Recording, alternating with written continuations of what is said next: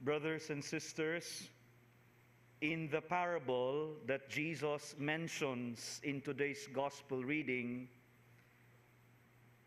the servant who owed the king a huge amount of money pleaded, "Give me time, or be patient with me, and I will pay you back in full."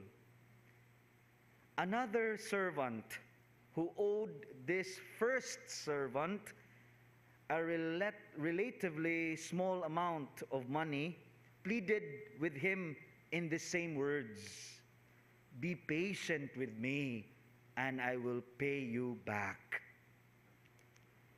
In that case, brothers and sisters, both of them, servant number one and servant number two, ask for time to pay a debt that they owed. And yet, neither of the two servants was given the time that they asked for.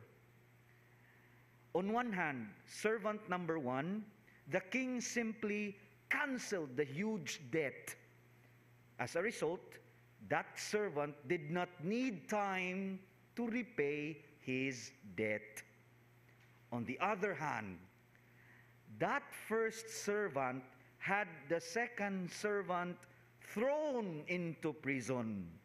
As a result, servant number two was deprived of the time that he needed to repay the debt. In this parable, Jesus appears to be drawing a sharp contrast between how God relates to us and how we often relate to each other. How God relates to us and how we often relate to each other. When both servants ask for time, they were thinking in terms of the work that they need.